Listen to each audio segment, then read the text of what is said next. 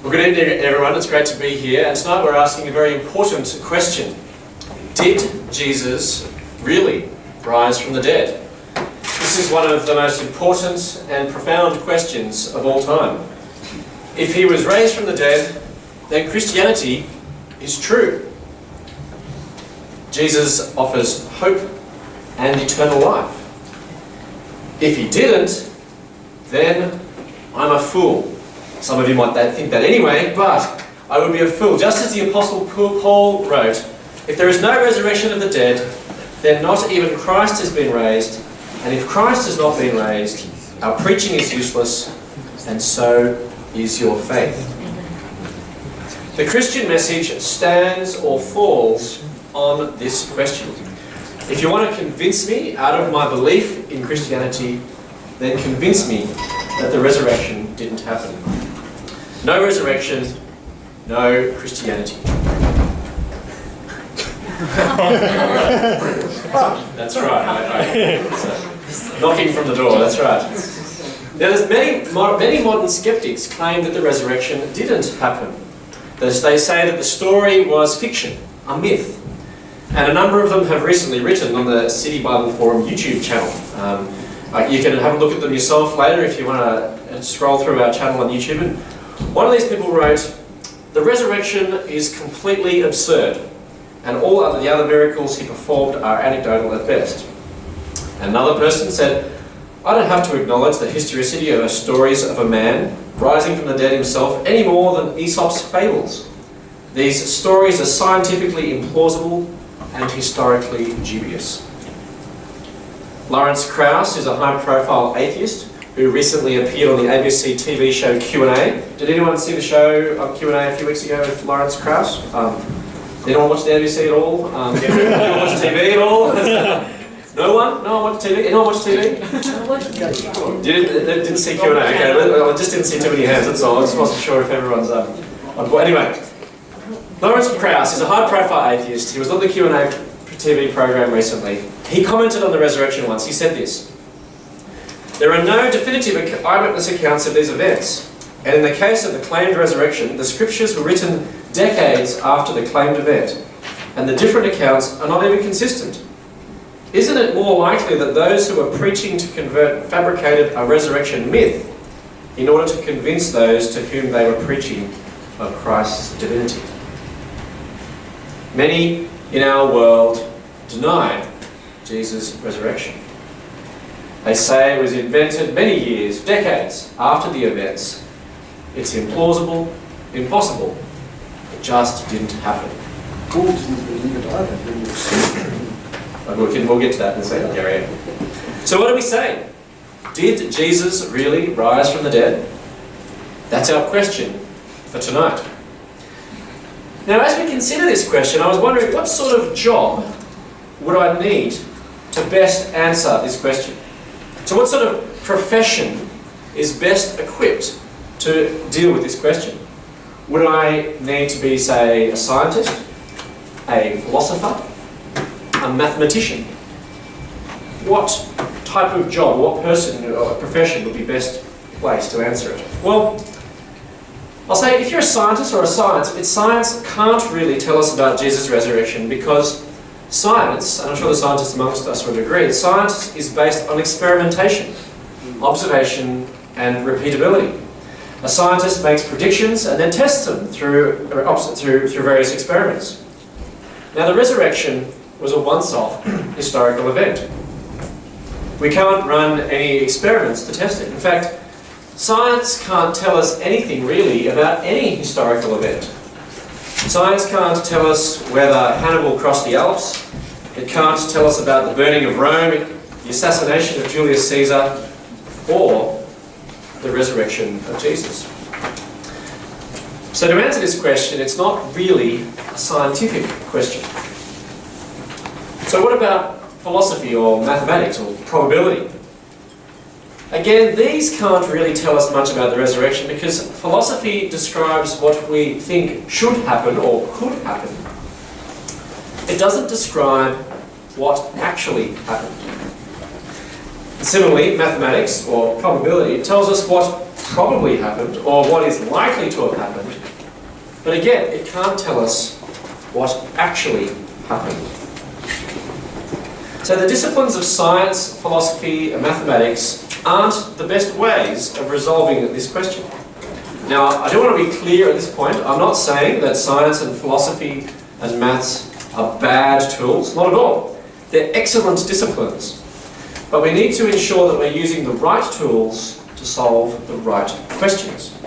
You don't use your phone, your iPhone, or whatever phone you have, to unblock a drain, do you? Or to change the tyre on a car. Though I wonder if Apple might actually introduce those into the iPhone 6 perhaps, I'm not sure. But to answer the question, did Jesus rise from the dead, we need to use the appropriate approach. And this approach is like that of an investigative journalist. Investigative journalists are actually historians. Though I'm not sure if Today Tonight would be so popular if it was called the History Channel. But anyway, investigative journalists are historians who piece together what happened in the past through the various sources that they have before them. Now, I'm not sure if any of you watch, it doesn't look like any of you watch TV, but if any of you watch shows like 60 Minutes, anyone seen 60 Minutes? Today Tonight, Four Corners, they all investigate all sorts of interesting and controversial events. For example, I saw recently, Today Tonight, recently exposed a funeral operator who defrauded people out of money by claiming to cremate their bodies in one place, but in fact they cremated it in another place, which was a lot cheaper. And last year, Four Corners did an expose or reported on Lance Armstrong and exposed his drug cheating. The investigative reporter, a guy called Quinton McDermott, talked to the relevant people and then told the story of Lance Armstrong, of his desire to do anything to win prize money and endorsements. So you see what these reporters have done? They've investigated, they've examined and uncovered past events. Just like an historian, they piece together the past to share a new story. So just imagine the Today Tonight news headline on tomorrow night's news, or tomorrow night's Today Tonight. Man rises from the dead. It'd make a good story, wouldn't it? And that's what we need to do with Jesus' resurrection. We need to approach the historical events as a journalist, conscious of history, trying to piece together the history to work out what happened. So let's now don the journalist's hat and put the pencil behind our ear and examine the evidence surrounding the resurrection of Jesus. And the first thing that we need to do, what's the first thing we need to do? We need to work out what? Our sources. We need to work out where do we get our information on the resurrection of Jesus. Well, there's actually a wide variety of material on the resurrection of Jesus. But for today's presentation, I'm going to outline the three best and most important sources of information on Jesus' resurrection. And I'm going to go from the latest to the earliest information. There's three areas. The first one is the four Gospels in the New Testament, Matthew, Mark, Luke and John. The second is the New Testament letters. And the third is material predating the New Testament letters. And I'll go through each of these sources. We'll examine them briefly now. Now, the four Gospels. The Gospels contain the longest and most detailed accounts of Jesus' resurrection.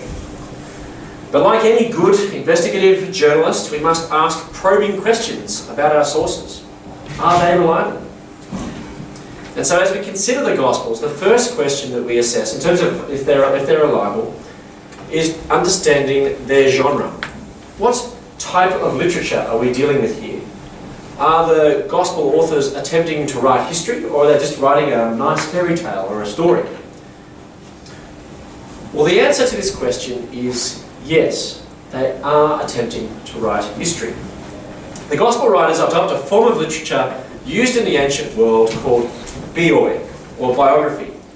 Now, in this type of literature, the author writes a continuous narrative which comprises stories, speeches, and sayings focused around a main character. And that seems to be the way the Gospels work, don't they? There's lots of stories, speeches, and sayings surrounding the figure, Jesus of Nazareth. So these bioi are intended to be historical. They're intended to communicate historical truth. Also, if you look at the beginning of Luke's Gospel, the third book of the New Testament, or the third Gospel, Matthew, Mark, and Luke, he actually describes his method in compiling his Gospel. In the first 4 verses, he describes how he has carefully investigated everything from the beginning, and he has consulted the testimony of eyewitnesses. Now, Luke also includes accurate reference to historical dates and figures. So, for example, in Luke 3:1, he describes the Word of God coming in the 15th year of the reign of Tiberius Caesar. So he's placing the story of Jesus in real historical time. The Gospel writers intended to write history. They attempt to record what actually happened in the real world, and they include the testimony of eyewitnesses. But weren't they written late? Lawrence Krauss, as I mentioned earlier, claimed that the resurrection stories couldn't be trusted because the scriptures are written decades after their claimed events. Now, while it is generally agreed that the final form of the Gospels were written down probably about 30 to 65 years after Jesus' life. Now, critics of Christianity seize on that time gap and say, see, the Gospels were written well after the date, they can't be trusted. There's too long a period between the event and the time that they were written. But stepping back and then looking at it from a view of an historian, this time gap is, historically speaking, absolutely nothing at all. It's very, very close to the time of the events that they record. In fact, if this time period is used for any other ancient history, we'd have to, and we have to reject it, then we'd have to reject most of the other ancient histories that we have of any other ancient figure. For example, consider Augustus. Augustus is generally regarded as the greatest Roman emperor. Now, there are 9 main sources of information for Augustus's life. There are 3 limited and incomplete sources which were contemporary, written about the same time as Augustus. Another wrote 16 years after Augustus. Plutarch wrote 50 to 110 years after his death. And the final 4, which include some of the great historians of Rome, wrote 100 to 200 years after his death.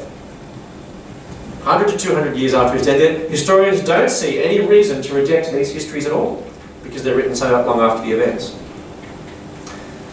Now, I also happen to have a bit of an interest in World War II history. Does anyone enjoy World War II history as well? Maybe I'm just a bit strange, but anyway, a few years back I read a book called Auschwitz by a historian called Lawrence Rees.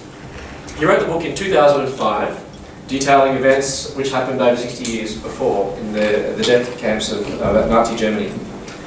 Now, Rees wasn't even alive when Auschwitz was operating, but he could write good history because he consulted the eyewitnesses and other sources and people who were there. He interviewed these people and developed an account based on their recollections. His work was written 60 years after Auschwitz, yet it contains good history, and in fact some would say it contains better history than the earlier accounts because he's consulted more sources, interviewed more people, and resolved subsequent challenges. So rejecting the Gospels because they're written late, however late you want to say that 65 years is not really a sufficient reason to ignore their contents. The Gospels are important sources of information about the resurrection because these accounts are trustworthy, and these accounts are trustworthy because they record historical events and they're written close to the dates of the events that they purport to record. So we can use these sources in our investigative journalistic endeavour. Now, critics of Christianity who attack the resurrection accounts in the Gospels often don't realise that there are actually earlier and even more important sources pertaining to the resurrection. And these ones are of really great interest to us as we, wearing our investigative journalist hat. These particular sources are very interesting to us. The next one is the New Testament letters. The New Testament letters, in particular, the letters of Paul, are the earliest written sources of information we have about Jesus. Paul's letters were all written much earlier than the final form of any of the Gospels. They are all written about 17 to 35 years after Jesus, and they all contain references to Jesus and his resurrection. Indeed, the earliest of these letters, which was either 1 Thessalonians or Galatians, were written about 17 or 18 years after Jesus' resurrection, and they both contain explicit reference to the resurrection. Now, so I'm trying to put that into our perspective in terms of our equivalent lifetime. So Paul is essentially writing about events that occurred in 1996. And that was the year that John Howard was elected Prime Minister and Martin Bryant conducted the Port Arthur massacre.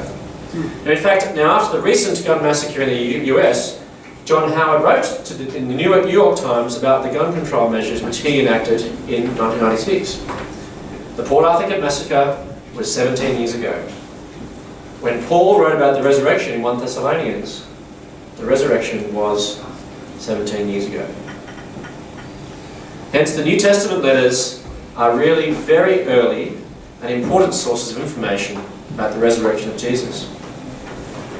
But, as those cheap late night commercials say, there's even more. There's an even earlier source of information about the resurrection, and this is it. It's the quotations within the New Testament letters. Now, the New Testament letters of Paul are the earliest documents we have of Jesus, but within these letters we have quotations of earlier creeds or hymns or sayings. Now, a number of people here are students, is that correct? Is there any students amongst us? Now, when you're writing an essay, I don't know if you have to write essays in your subject, but if you write an essay and you find someone that you really like or you agree with, you quote their work, don't you? You have to obviously reference it correctly, otherwise you get kicked out of university for plagiarism. But you quote their work. And the Apostle Paul does exactly the same thing. He finds previous references and quotations which he uses and he quotes in his work. And we've managed to uncover some of these quotations. And we have a number of these quotations in the New Testament. Now, there's a couple of these that are particularly important. One in the beginning of Romans is very important, but by far the most important of these is the creed, or a creed, recorded in 1 Corinthians 15. Now, I noticed that you should have an outline there, and that creed is actually recorded, or this information is recorded here. I'll read it out, and I'll explain the bit that is the quotation that Paul has used, which is the earlier material, which is really important, what we're looking at. It says there, from verse 3 I'll read, it says, "For what I received I passed on to you as of first importance, that Christ died for our sins according to the Scriptures, that he was buried, that he was raised on the third day according to the Scriptures, and that he appeared to Cephas," which was Peter, "and then to the 12. After that he appeared to more than 500 of the brothers and sisters at the same time, most of whom are still living, though some have fallen asleep. Then he appeared to James, then to all the apostles, and last of all, he appeared to me also, as to one abnormally born." Now, this is the earliest and most persuasive piece of evidence for the historical reality of the death and resurrection of Jesus. The main reason being is that it's so early.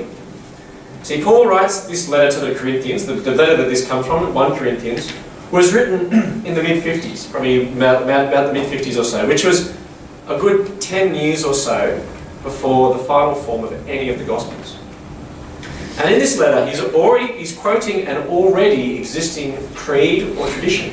So look there in sentence 3, where Paul writes, "For what I received, I passed on to you as of first importance." It's a little bit like the quotations that you use for the students when you're referencing a piece of work. You say, this comes from this particular article or this particular journal. Paul's saying, well, I received this, and what I received, I passed on to you. So he actually has this little body of knowledge which he's already received, and so this existed earlier to Paul's writing in the 50s. Now, Paul had previously received this tradition about Jesus' death and resurrection, and he's passed it on to the Corinthians. Now, it's likely that we can date when Paul received this tradition to sometime probably in the 30s. And it's also likely that this creed, which contains explicit reference to the resurrection of Jesus, it says there, that Christ died for our sins according to the Scriptures, he was buried, he was raised on the third day according to the Scriptures, explicit reference to the resurrection, was formulated at most a few years after the resurrection, and at least a couple of months after the events that it purports to have occurred. This is the best and earliest source of our information about the resurrection of Jesus. As an investigative journalist, this is our golden source. One of the skeptics who commented on YouTube claimed that there were no contemporary sources on the life, work and resurrection of Jesus. Well, that's just not true. This creed quoted here in 1 Corinthians 15 is a contemporary source of the life, death and resurrection of Jesus. According to the world's most famous atheist, Richard Dawkins, the accounts of Jesus' resurrection are about as well documented as Jack and the Beanstalk. It's just plain wrong. We have a variety of sources documenting the resurrection, from the Gospels to the New Testament letters and to this very early creed in 1 Corinthians 15. The resurrection is well documented in ancient history. But then that raises another question. It's well documented, but is it true? Did it really happen? Did Jesus really rise from the dead? Well, now, as an investigative reporter, we've got our sources, we've got our material, we now need to write our story. We need to work out and explain the facts. And as we consult our sources and investigate the facts and the case of Jesus rising from the dead, there are sorry, I can't do that with a microphone, but there are imagine there's an extra finger there, 6 historical facts which require explanation. 6 things that our investigations need to resolve, and I'm going to outline them in turn. You might notice I haven't written them down there. That's because I hope you all try to pay attention as we go through so that you'll listen to my presentation. The 6 things, the 6 facts or things that needs to be resolved in any explanation of the resurrection of Jesus. The first, the tomb was empty. That Jesus died is fairly uncontested in history. There's multiple sources and from multiple authors, even hostile sources, suggesting that Jesus died. But we also have multiple sources claiming that the tomb was also empty. As I mentioned before, the Gospels, the speeches in the book of Acts, and also 1 Corinthians 15 only make sense in light of an empty tomb. So these sources, which include very early testimony, all indicate the tomb was empty. Now further, the earliest alternative theory, not everyone has believed the resurrection in the past, and there are people who have come up with alternative suggestions. The earliest alternative theory for the resurrection also presume an empty tomb. So Matthew 28, the early authorities explained Jesus' resurrection because they claimed that the disciples stole the body. So Matthew tells us that this story was circulating widely. Now this is certainly a plausible explanation, but notice it assumes that there was an empty tomb. Now also possibly the most persuasive factors in believing that there was an empty tomb was that the first witnesses to the resurrection recorded in the Gospels were women. Now, I don't mean to be offensive to the women here today, but in the ancient world, the testimony of women, certainly in a court of law, was not valued. The ancient historian Josephus said, "From women let no evidence be accepted because of the levity and temerity of their sex." Basically saying women can't tell the truth. The fact that women were recorded as witnesses demonstrates that the records of the empty tomb in the New Testament were unlikely to have been invented.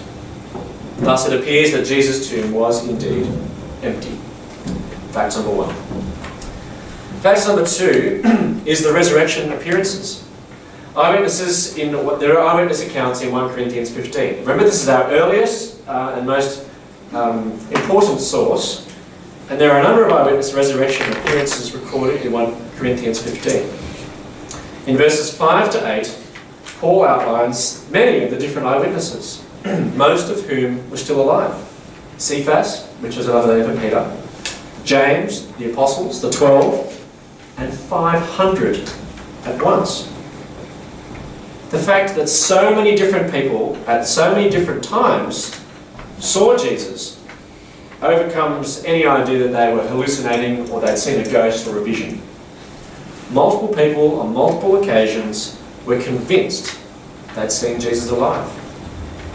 And the fact that there were so many eyewitnesses to this resurrection at different times is excellent evidence for the historical reality of the resurrection. So the empty tomb and the resurrection appearances are 2 facts that require explanation.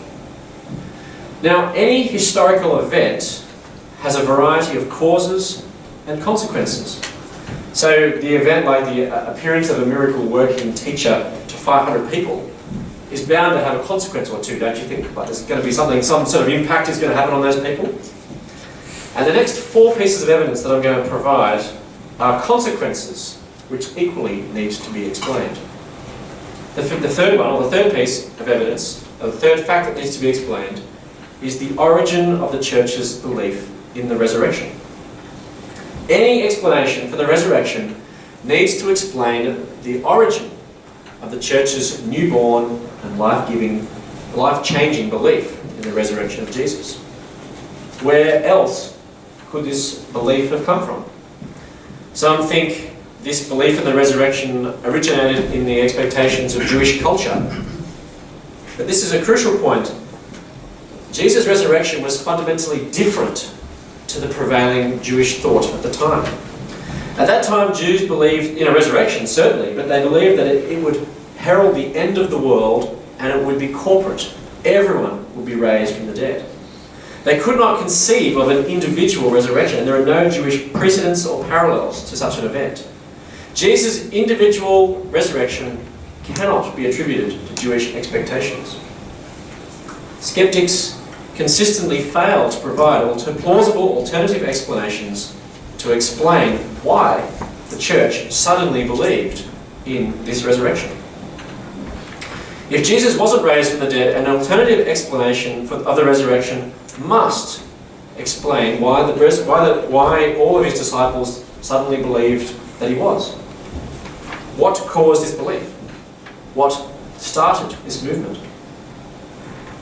I think the resurrection provides the most plausible explanation of the origin of the belief of the resurrection. Something contrary to prevailing expectations.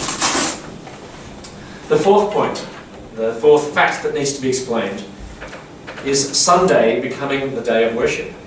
Now, Christianity began as predominantly a Jewish movement. Jesus was a Jew, and all of his first disciples were also Jews. And in the Jewish world, the day of worship and rest was strictly the Sabbath, the Saturday. To Jews, the Sabbath, or the Saturday, was a very important day. Yet the Christians were different. Their day of worship was the day after the Sabbath, Sunday. Sunday coincided with the day that Jesus was resurrected on that first Easter morning. What event was so significant to change the day of worship from Saturday to Sunday? It appears the most plausible explanation is that Christians were remembering and celebrating the day in which Jesus was raised from the dead. It needs to be explained. Fifth point is the changed lives of the disciples. The lives of the apostles were all changed in a manner consistent with the resurrection. They all left their previous vocations and to preach the message of the resurrection. Peter was formerly a fisherman, and he became an early church leader. James, who was the brother of Jesus, was probably in the family of carpenters, had a carpentry family, and he became a pillar in the early church as well. This needs to be explained. Those in the early church were utterly convinced of the resurrection of Jesus, and they went around telling so, and many of them died for their beliefs. The lives of the first disciples of Jesus were transformed. They were convinced of an empty tomb, they were convinced that they'd seen him alive, and their lives changed in a manner which was consistent with that belief. So much so that they left their vocations, and many of them died for their belief. And the sixth point, or the sixth fact that needs to be explained, is the conversion of Paul. There was a stage when the Apostle Paul was the Richard Dawkins of the first century. Paul actively opposed the fledgling Christian belief. In fact, Paul was probably more vociferous in his opposition than Richard Dawkins is today, because Paul murdered Christians. Yet Paul changed his mind. What convinced him? A couple of years back, I asked a friend of mine why he was a Christian believer, and he said, the conversion of Paul. He said, I could find no other explanation as to why someone so passionately opposed to the Christian message could become its greatest defender, other than that he actually saw the risen Jesus. Paul saw the risen Jesus, and it transformed his life. So there are the facts, or there are the things that need to take into account. Any explanation of the resurrection of Jesus must explain these 6 facts. Jesus' tomb was empty and found by women. Multiple people on multiple occasions were convinced they'd seen Jesus alive. The early church suddenly believed in a resurrection contrary to prevailing expectations. Sunday became the day of worship contrary to Jewish custom. The lives of the first disciples were changed in a manner consistent with such a dramatic event. And sixthly, Paul, the great opponent of the Christian faith, was converted. So as journalists writing our story, what best explains all these facts? I think the best explanation for all this is that Jesus really was raised from the dead. It's remarkable, sure, amazing, a miracle, but it appears to be where the evidence is pointing. If you think that a resurrection is fundamentally impossible, I think that perspective betrays philosophical presuppositions rather than actual evidence. It seems that Jesus really did rise from the dead. But so what? So what if the resurrection happened? Many in our world fail to see its relevance or importance. To atheist Richard Dawkins, the message of the resurrection is petty, trivial and earthbound, and he said it was so unworthy of the universe. But the resurrection of Jesus is the greatest message that our world has to hear. It's a message of hope and life. It's a message which says that death is not the end. Jesus' resurrection begins a new age, an age of eternal life, an age where there will be no more tears or mourning or pain. Does that sound good?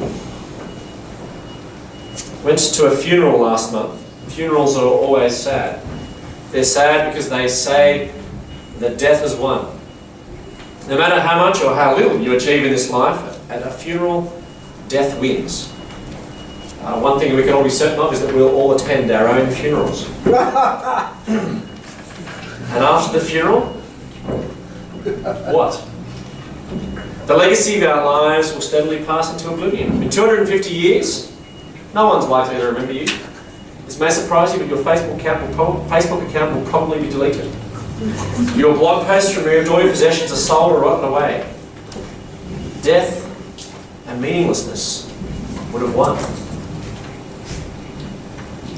But at the funeral that I attended, there was hope. The message from this funeral was that death wasn't the end. Death had been swallowed up in the victory of Jesus' resurrection. There was hope. There was life. Where, O death, is your victory? Where, O death, is your sting? We have victory through Jesus Christ and his resurrection. The message of Jesus is a message of hope and life. It's a message which says that death is not the end. And it's a message which can stand up to intellectual scrutiny. If the resurrection didn't happen, you can ignore Jesus. But if the resurrection did happen, you can't ignore Jesus.